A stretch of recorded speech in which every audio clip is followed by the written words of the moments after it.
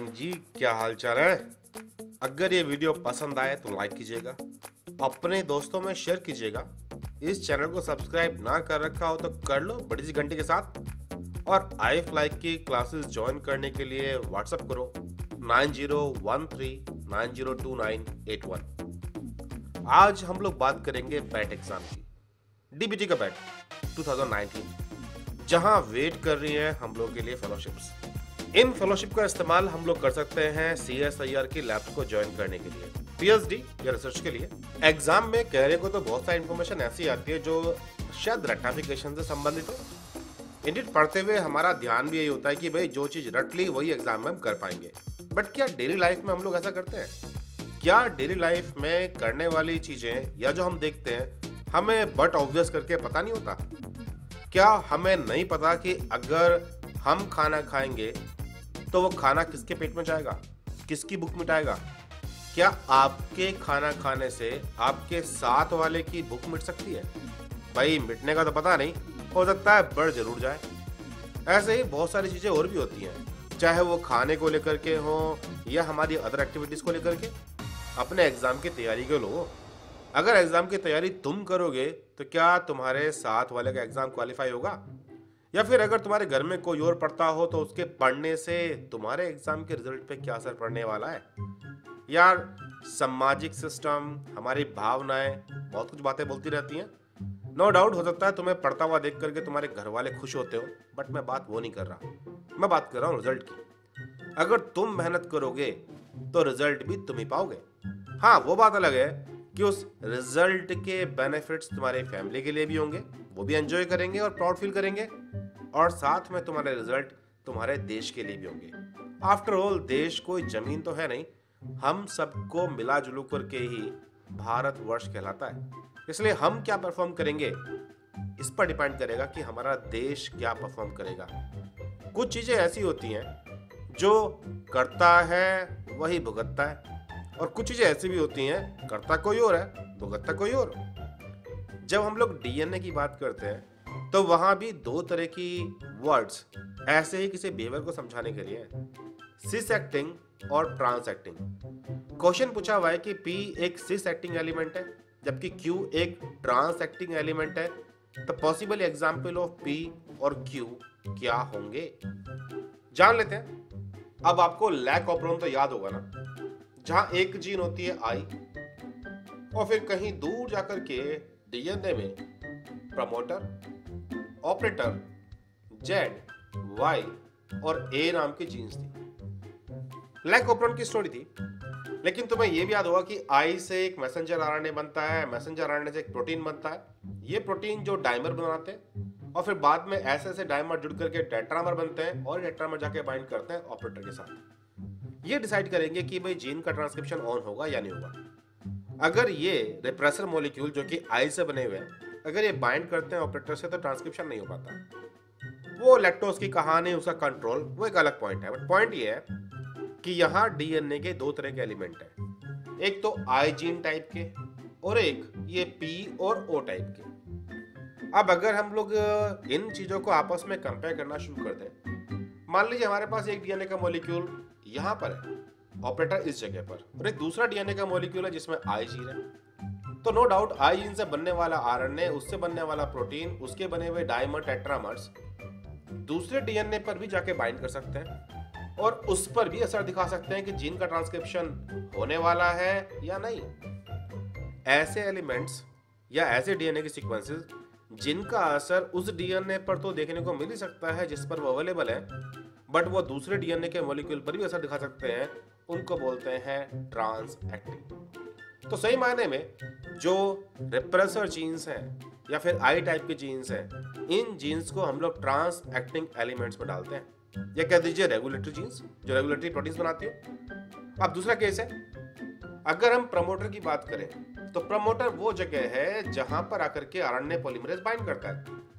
RNA polymerase bind करेगा promoter को और उसके बाद वाले हिस्से को पढ़ करके RNA बनाएगा। अब अगर हम लोग ऐसा एग्जाम्पल लेने लगे कि जीन Z नाम की यहाँ पर है और प्रमोटर किसी दूसरे DNA के मॉलिक्यूल पर है, तो अगर RNA पॉलीमरेज इस प्रमोटर से आके बाइंड करेगा तो क्या ये जीन हो जाएगी? अब DNA के ऐसे सीक्वेंसेस जिनका असर केवल उसी डीएनए के मॉलिक्यूल पर दिखाई दे जिसमें वो होती हैं, दूसरे पर ना दिखाई दे। इनको हम लोग सिस एक्टिंग बोलते हैं। सेम वैसे ही जैसे खाना खाने वाली कहानी, खाना जो खाएगा पेट उसी का भरेगा, दूसरे वाले का नहीं। खाना जो खाएगा पेट उसी का भरेगा, किसी दूसरे इंसान का नहीं।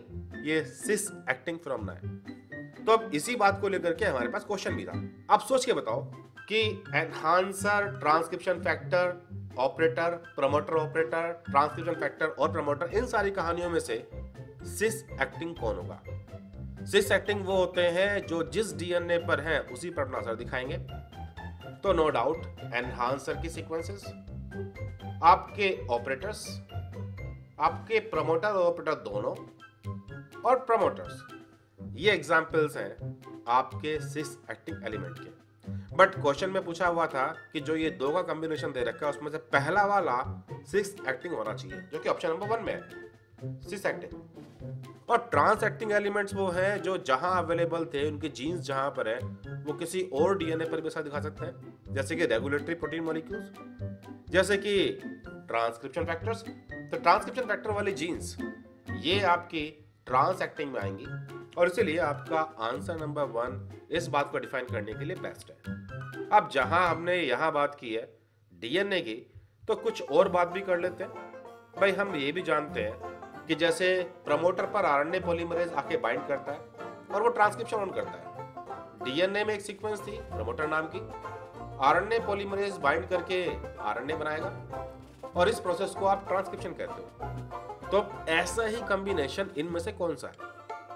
शाइन डेलगार्नो सीक्वेंस, ये प्रोकैरियोटिक मैसेंजर आरएनए के 5 प्राइम एंड के स्टार्टिंग रीजन में पाई जाती है। शॉर्ट फॉर्म में से एसडी सीक्वेंस भी कहते हैं। इस सीक्वेंस से कंप्लीमेंट्री बेस पेयरिंग करके 16S राइबोसोमल आरएनए के बाइंड करता है, जो कि राइबोसोम की छोटी सब यूनिट है, और बाद में आकर के बड़ी सब यूनिट बाइंड करेगी, और इससे ट्रांसलेशन होने वाला है। तो जैसे प्रमोटर एक सीक्वेंस था, एसडी सीक्वेंस है, प्रोसेस जो हो रही थी वो ट्रांसक्रिप्शन थी, तो यहाँ प्रोसेस जो है वो ट्रांसलेशन है। तो ऑप्शन नंबर 1 बढ़िया है इसका। इंडीड ये जान लीजिए कि एसडी सीक्वेंस से ट्रांसलेशन इनिशिएट कराने के लिए सबसे इंपॉर्टेंट है। अगर बैक्टीरिया के आरएनए में से हम एसडी सीक्वेंस गायब कर दें तो उस आरएनए का ट्रांसलेशन नहीं होने वाला। ट्रांसलेशन होने के लिए राइबोसोम का बाइंड करना जरूरी है, और कहाँ बाइंड करना है ये एसडी सीक्वेंस डिफाइन करती है। 16S राइबोसोमल आरएनए जो बैक्टीरियल राइबोसोम की छोटी सी यूनिट पाया जाता है, उससे बेस पेयरिंग करके, कंप्लीमेंट्री बेस पेयरिंग। तो लो सीक्वेंस के बेस पर 2 क्वेश्चन सॉल्व होते हैं हमारे। आई फ्लाई के साथ ऐसे ही बहुत सारे इंफॉर्मेशन बड़े सटीक तरीके से मिल जाती है। अब जब डीबीटी के एग्जाम में टाइम बहुत सारा नहीं है, तो इस कम टाइम में भी हम डीबीटी के लिए तैयारी कर सकते हैं आई फ्लाई के साथ, डीबीटी सुपर सेफ कोर्स के थ्रू। ये कोर्स ऑनलाइन है। इस कोर्स का ड्यूरेशन 26 मार्च 2019 से लेकर के 14 अप्रैल 2019 तक है। इस कोर्स के अंदर आपके पास 30 से 40 लेक्चर्स आएंगे। ये लेक्चर बड़े कंसाइज है, डिटेल नहीं है।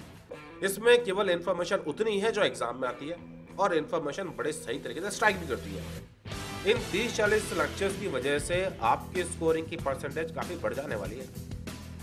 सिर्फ इतने से काम नहीं चलेगा, आपको ये भी चेक करना होगा कि आप क्वेश्चनों में परफॉर्म कैसे करते हो। तो हम लोग डीबीटी एग्जाम बेस्ड टेस्ट भी करेंगे। हम समझेंगे टेस्ट के वीडियो सॉल्यूशंस कि उनके क्वेश्चन के आंसर क्या आते हैं, और सबसे इंपॉर्टेंट पार्ट हम लोग ये भी जानेंगे कि as compared to rest of the population आपने ऑप्शन पिक करने में क्या गलती की। क्या ये गलती वो थी जो सभी लोग करते हैं, या ये आप ही के साथ में कोई दिक्कत थी? और फिर इस एनालिसिस के बाद हम ये भी जानेंगे कि क्या और अपने आप में इंप्रूव कर सकते हैं, किस कम टाइम में भी अपने स्कोर को बढ़ा सकते हैं। आई फ्लाई के ये कोर्सेज बड़े शॉर्ट है, फास्ट है, एक्यूरेट है, और इसीलिए तो एफिशिएंट है। आई फ्लाई के साथ आप और एग्जाम जैसे कि GATE, NET, ARS, ICMR, select और MSc एंट्रेंस के एग्जाम, फिर चाहे JNU के लिए बात करें या IIT या टीफर के लिए, इन सभी एग्जाम की तैयारी कर सकते हैं। आई फ्लाई एक नेक्स्ट जनरेशन प्लेटफॉर्म है। तैयारी आपके घर से होती है। हाई क्वालिटी लेक्चर आप अपने घर बैठे देख सकते हो ऑनलाइन। कोर्स ड्यूरेशन में आप जितनी बार चाहो लेक्चर को रिपीट कर सकते हो। टाइम तुम्हारा, कन्वीनियंस तुम्हारा, आखिरकार फ्यूचर भी तो है तुम्हारा। आई फ्लाई की इन क्लासेस को ज्वाइन करने के लिए मुझे व्हाट्सएप कीजिए। 9013902981। अगर ये वीडियो पसंद आया हो तो शेयर कीजिएगा, लाइक कीजिए, चैनल सब्सक्राइब ना कर रखा हो तो कर लो, और फिलहाल तो ढंग से पढ़ लो। डीबीटी बैट का एग्जाम बस आ ही चुका है। चलिए फिर मजे कीजिए। जय हिंद।